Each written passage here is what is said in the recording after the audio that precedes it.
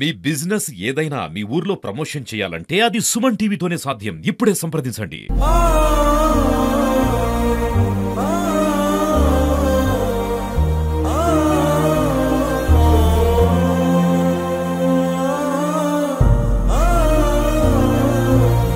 ఈ నెల మొదటి వారంలో విజయవాడ వరదలకి అతలాకుతలమైన కాలనీలు కావచ్చు, ఎన్నో ఇళ్ళు కావచ్చు, ఇంతవరకు పూర్తిగా కోలుకోని పరిస్థితి.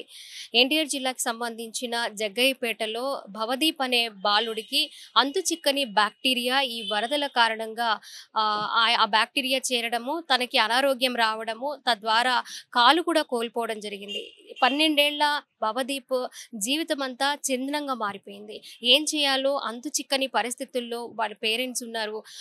ఆర్థిక సహాయం ప్రభుత్వం నుంచి అందింది అని ఒకవైపు సంతోషాన్ని వ్యక్తం చేసినప్పటికీ కూడా బాలుడికి ఆ బ్యాక్టీరియా వల్ల కుడి కాలు సగాని వరకు తీసివేయడం అనేది నిజంగా బాధిస్తున్న పరిస్థితి. అసలు ఏం జరిగింది, ఈ అంతుచిక్కని బ్యాక్టీరియా ఎప్పుడు సోకిందని వీరికి తెలిసింది అనే పూర్తి వివరాలు భవదీప్ నాన్నగారైన నాగరాజు గారు మనతో ఉన్నారు.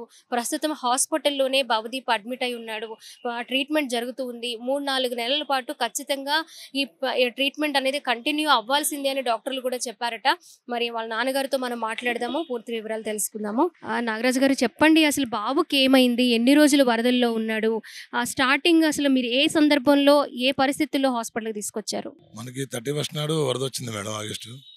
ఆ వరదలు వచ్చినప్పుడు వరదల్లో ఇంట్లో నీళ్ళు వచ్చినాయి, పిల్లలు సామాన్లు సర్దడం దాంట్లో హెల్ప్ చేశాడు. అవి కూడా నడవడంలో నీళ్ళు వచ్చినాయి. ఆ ఫ్లడ్ అంత ఎక్కువగా రావడం కూడా ఇదే ఫస్ట్ టైం మేడం. ఎప్పుడూ లేదు, 40 ఇయర్స్ నుంచి అక్కడ ఉంటున్నాం కానీ లేదు. ఆ నీళ్ళలో అయిన తర్వాత 4-5 అవర్స్ మినిమం ఉన్నాడు మేడం. తర్వాత ఫ్లడ్ పోయింది. ఆ రోజు పడుకున్నాం బాగానే ఉంది, తెల్లారు లేచాడు బాగానే ఉంది. ఆ మరుసటి రోజు నుంచి చలి జ్వరం రావడం మొదలైంది నైట్. ఆ రోజు వస్తే ఆర్ఎంపీ ఉంటాడు దగ్గర అందుబాటులో, అంతా ఒక ఇంజక్షన్ వేయించాం చలి జ్వరానికి. ఆ రోజు తగ్గింది. మళ్ళీ తెల్లారి మళ్ళీ అదే కంటిన్యూ అయింది. అలా అవడం వల్ల తర్వాత ఊళ్ళో ఉన్న గాంధీ హాస్పిటల్లో జాయిన్ చేసాం. అక్కడ కూడా 2 డేస్ ట్రీట్మెంట్, 9th జాయిన్ అయ్యాం, 10th 11 వరకు ట్రీట్మెంట్ జరిగింది. ఆ 10th నైట్ నుంచి కొద్దిగా కాళ్ళు వాపులు స్టార్ట్ అయినాయి. 11 కూడా అంతే ఉన్నాయి. 11 నైట్కి బాగా ఎక్కువైనాయి కాళ్ళు వాపులు. 2 కాళ్ళు వాసినాయి మేడం. ఎక్కువ అయ్యేసరికి అక్కడ నుంచి నేను నైట్ పెనంనే సిద్ధార్థ అంటే ఎర్లీ మార్నింగ్ 5 కల్లా వచ్చేసాను. వాళ్ళు అట్లా జాయిన్ చేసుకొని చూసి ఇది మనకి వల్ల అయ్యే పని కాదు, ఇంకా ఇబ్బందిగా ఉంటుంది, మా దగ్గర ఫుల్ ఎక్విప్మెంట్ లేదని చెప్పి ఈ 2 హాస్పిటల్కి రిఫర్ చేశారు. రెయిన్బో కానీ అంకురా కానీ అన్నారు. నేను అంకురాకి వచ్చాను.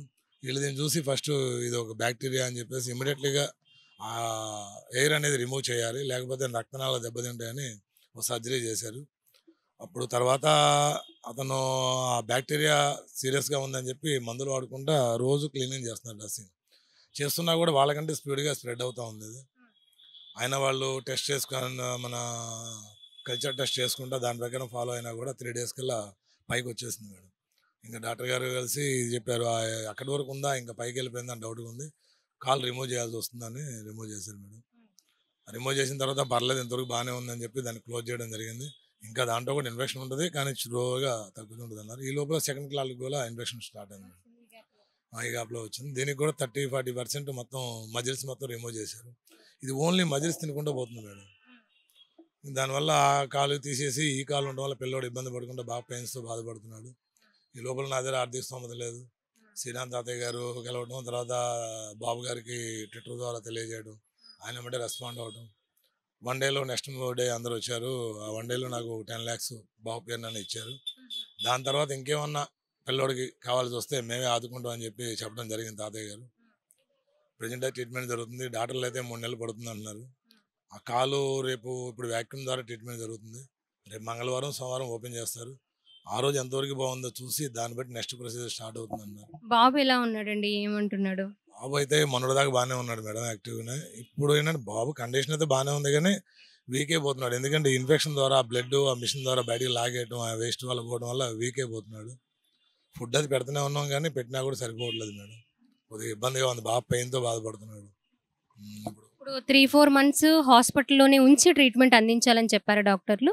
3 months పడుతుంది మినిమం రికవరీ మొత్తం అయిపోయి, దానికి ప్లాస్టిక్ సర్జరీ అంతా సర్జరీ సెట్ అయ్యేసరికి చాలా టైం పడుతుందని చెప్పి. రెండో కాలు పరిస్థితి ఏంటండి? అది కూడా 30% రిమూవ్ చేశారని విన్నాము. ఆ కాలుకి ఎట్లా ఉందంటే బ్యాక్టీరియా ఇంకా ఆ కాలుకి కూడా సోకే అవకాశం, స్ప్రెడ్ అయ్యే అవకాశం ఉందని ఏమైనా డాక్టర్లు చెప్పడం, దానికి సంబంధించి ఎలాంటి జాగ్రత్తలు తీసుకుంటూ ఉన్నారు? అంటే మేడం ఇప్పుడు రిమూవ్ చేసిన కాలు ఆల్రెడీ తగ్గుతుంది అన్నారు కానీ దాంట్లో కూడా కొద్దిగా బ్యాక్టీరియా సీమ్ అనేది వస్తుంది. అది అయితే పర్లేదు అంటున్నారు. ఇప్పుడు రెండో కాలు ఉంది కదా విత్ లెఫ్ట్ లెగ్, దానికి 30% అన్నారు. దానికి వ్యాక్యూమ్ నడిచేది ప్రజెంట్. ఆ వ్యాక్యూమ్ అనేది మండే కానీ ట్యూస్డే కానీ ఓపెన్ చేస్తే దాని పరిస్థితి ఎలా ఉందని చెప్పేసి దాన్ని బట్టి ట్రీట్మెంట్ చేస్తూ ఉన్నారు. కాదు ఇంప్రూవ్మెంట్ ఉంది అని చెప్తున్నారు డాక్టర్లు అయితే. అదే బ్యాక్టీరియా అనేది పొద్దున మార్నింగ్ కూడా మన గవర్నమెంట్ నుంచి డాక్టర్స్ వచ్చారు. అది పెడియాట్రిక్ సర్జన్ వీళ్ళందరూ వచ్చి ట్రీట్మెంట్ ఎలా జరుగుతుంది, హాస్పిటల్ వాళ్ళ ట్రీట్మెంట్ కరెక్ట్గా ఉందా లేదా అని అన్ని చెక్ చేసుకుని వెళ్ళారు. నిన్న కూడా డిహెచ్ఎంఓ గారు వచ్చారు, నిన్న ఏడే ఉన్నారు. ఆ రిపోర్ట్లు చూశారు, అంతా ఎలా ఉంది, అంతకుముందు ట్రీట్మెంట్ ఏం చేశారు, ఆడ మనకి జగ్గపేటలో గాంధీ హాస్పిటల్ ఏం చేశారు, రిపోర్ట్లు మొత్తం తీసుకున్నారు. దాని గురించి వైరస్ గురించి ఏంటనేది కొద్దిగా ఎంక్వైరీ చేస్తున్నారు మేడం. పిల్లల్లో డాక్టర్ గారు అయితే పిల్లల్లో అరుదుగా ఇంత మట్టి చూడటం ఫస్ట్ టైం మేము. ఈ వయసులో రావడం అనేది జరగదు, ఎలా వచ్చిందో తెలియదు అంటున్నారు సార్. వాళ్ళకు కూడా తెలియట్లేదు దాని గురించి డౌట్. కాలు మీద ఒక పుండు కానీ ఒక దురద కానీ దద్దుర్లు కానీ ఏమీ లేదు. పుండు కానీ దద్దులు ఏం లేవు మేడం, చాలా యాక్టివ్గా ఉంటాడు. ఆల్రెడీ ఆ రోజు వరదల్లో వచ్చింది, ముందు రోజు తర్వాత రోజు కూడా యాక్టివ్గానే ఉన్నాడు. తర్వాత ఇలా జరిగిపోయింది మేడం. ఫీవర్ రావడం ఒక 4-5 డేస్లో అలా మంచాన పడతాం, తర్వాత ఇలాగ వచ్చాం, కాలు రిమూవ్ చేయడం, అంతా ఒక మంచి చేతికి వచ్చిన కుర్రోడు మేడం. బాగా చదువుతాడు, శ్రీ చైతన్య స్కూల్లో.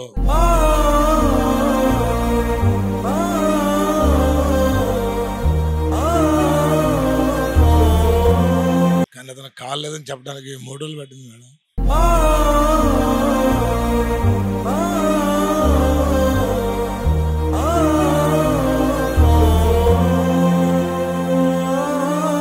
వాళ్ళ అమ్మగారు బాబు దగ్గర ఉన్నాడండి. బాబు దగ్గరే ఉన్నారు.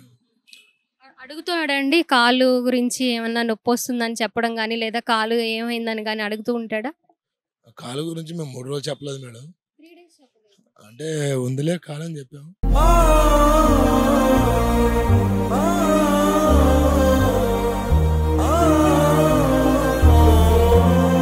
కాలు అడిగితే దానికి మెనస్థీషియా ఇచ్చాను నాన్న, 2 డేస్ తర్వాత పనిచేస్తుందని చెప్పాం. అతను చెప్పలేక మేము సైకాటిస్ట్ని కూడా పిలిచాం. ఆమె కూడా చూసి వాడు చాలా పాజిటివ్గా ఉన్నాడు, ఎలా రియాక్ట్ అవుతాడో తెలియదు అని చెప్పేసి ఆమె కూడా వెళ్ళిపోయింది. తర్వాత పేరెంట్స్గా మీరే అంటే చిన్నగా మోటివేషన్ చేసుకుని వాడు ఏంటంటే ఈ పని వద్దు అంటే దాన్నే చేస్తున్నాడు. దాని ప్రకారం కాలు వారి జాగ్రత్త చూసుకో, చూడమాక నాన్న అంటే వాడు అదే చూస్తుంది. అబ్జర్వ్ చేసి ఏడ్చాడు. వెళ్ళి చెప్పాను, ఏందన్నా డల్గా అంటే కాలు ఇలా లేదుగా డాడీ అని. లేదమ్మా తీసేశారు, బ్యాక్టీరియా వచ్చిందంటే చాలా బాధపడ్డాడు. తర్వాత కాలు రెడీ అవుతుంది, నీకు పెట్టేస్తారు, బైక్ సైకిల్ అన్ని తోలొచ్చమ్మా అంటే కొద్దిగా అలా ఉన్నాడు మేడం. ఇప్పుడు రెండో కాలు అనేసరికి వాడికి. రెండో కాలు ఎక్కడ వరకు రిమూవ్ చేశారండి? కాలు రిమూవ్ చేయలేదు మేడం, మజిల్స్ మొత్తం మోకాల కింద మజిల్స్ మొత్తం తినేసిన వరకు తీసేశారు మేడం. దాంతోపాటు ఒక నరం కూడా తీసేయడం జరిగింది. ఇంకా దానికి పోకుండా అంతే ఉంటే చిన్నగా డెవలప్మెంట్ అనేది చూస్తాను. అయితే డెవలప్ అవుతుందని ఆశ డాక్టర్ గారు కూడా. నేను ఇప్పుడు ఈ నెలలో 10వ తారీఖు నుంచి ఇప్పుడు దాకా డ్యూటీకి వెళ్ళడం అనేది ఏం లేదు మేడం. ఇప్పటి నుంచి ఇంకో 3 నెలలు 4 నెలలు పట్టిద్దో తెలియదు. మా పరిస్థితి బాగాలేదు. దీన్ని దృష్టిలో పెట్టుకొని ఎవరన్నా దాతలు పిల్లడికి ఏమన్నా సాయం చేయగలను అనుకుంటే చేయవలసిన కోరుతున్నాం. ఇప్పటివరకు కొంతమంది డొనేట్ చేశారు, ఆ ఖర్చు అలానే కొద్దిగా అందరూ సాయం చేయగలరని కోరుతున్నాం. ఓకే, సో చూసుకోవచ్చు 12 ఏళ్ల బాలుడు 7th క్లాస్ చదువుతూ ఉన్నాడు. ఏం మాట్లాడాలో కూడా అర్థం కాని పరిస్థితి. తన కాలు రిమూవ్ చేశారు అంటే ఆపరేషన్ చేసి తొలగించారు అన్న విషయం కూడా 3 డేస్ వరకు చెప్పలేదు వాళ్ళ పేరెంట్స్. 12 ఏళ్ల బాలుడు అందరితో పాటు ఆడుకుంటూ ఉంటాడు, తిరుగుతూ ఉంటాడు, స్కూల్కి వెళ్ళి సైకిల్ తొక్కుకుంటూ ఎన్నో ఉంటాయి. అవన్నీ ఒక్కసారిగా ఆగిపోయినాయి. జ్వరమే కదా, నాకు జ్వరంలోనే కాలిపోయేంత ప్రమాదం ఏముంది అని క్లియర్గా ఎక్స్ప్లెయిన్ చేస్తే అర్థం చేసుకునే వయసు కూడా కాదు. అలాంటి పరిస్థితుల్లో కేవలం వరద నీటి వల్ల ఒక వైరల్ ఫీవర్ ద్వారా వచ్చిన బ్యాక్టీరియా తన జీవితం మీద ఇంత గట్టి దెబ్బ కొడుతుందని ఎవరూ ఊహించలేని పరిస్థితి. మరి నాన్నగారు బాధపడుతూ ఉంటే నిజంగా ఇంకా తల్లి వేదన ఎంత ఇదిగా ఉందో మనం చూడలేదు. బాబు దగ్గర ఆ తల్లి ఉండడం, షిఫ్ట్లు మార్నింగ్ నుంచి ఈవినింగ్ వరకు ఒకరు, నైట్ నుంచి మార్నింగ్ వరకు ఒకరు, అట్లా ఎవరు వెళ్ళడానికి లేకుండా కేవలం ఒక్కరిని మాత్రమే బాబు దగ్గర ఉంచి దాదాపు 3 నెలల పాటు ట్రీట్మెంట్ అందించాలి అని డాక్టర్లు చెప్పారు. ఇంకా కొంచెం సంతోషించదగ్గ విషయం ఏంటంటే రికవరీ అవుతుంది, త్వరగా ట్రీట్మెంట్కి యాక్సెప్ట్ చేస్తూ ఉన్నాడు, ఆ బ్యాక్టీరియా కూడా పూర్తిగా తగ్గుతూ వస్తుంది అని కూడా డాక్టర్లు చెప్పడం నిజంగా సంతోషించదగ్గ విషయము. అది ఒక్క కాల్తోనే అయిపోయింది. వెంటనే స్పందించి గవర్నమెంట్ కూడా వెంటనే వితిన్ 1 డేలో స్పందించి 10 లక్షల రూపాయల సాయం అంటే నిజంగా చాలా గ్రేట్ అనే చెప్పాలి. అలాగే 3 నెలల ట్రీట్మెంట్కి కూడా మేమున్నామని భరోసా ఇచ్చింది. గవర్నమెంట్కి సంబంధించిన ప్రభుత్వ అధికారులతో పాటు డాక్టర్లతో పాటు ఎమ్మెల్యేలు కూడా వచ్చారు. బాబు పరిస్థితి గురించి తెలుసుకోవడంతో పాటు ట్రీట్మెంట్ ఎలా జరుగుతుంది, గతంలో ఏం ట్రీట్మెంట్ ఇచ్చారు, ఇప్పుడు ఏం అడ్వాన్స్ ట్రీట్మెంట్ ఇస్తున్నారు అనే విషయం కూడా ఎప్పటికప్పుడు తెలుసుకుంటున్నారని చెప్తున్నారు. ఇకపోతే నాగరాజు గారి పరిస్థితి ఏంటంటే వాళ్ళు చిన్న ఉద్యోగం చేసుకోవడము, దాని మీదే ఆధారపడి ఉండడము, తన ఉద్యోగం ఎంత ప్రభుత్వం ఆదుకుంటున్నా కూడా తన ఉద్యోగాన్ని మానుకొని ఇక్కడ హాస్పిటల్లో బాబు కోసం ఉండడం అంటే గడవడం చాలా కష్టం అవుతుంది.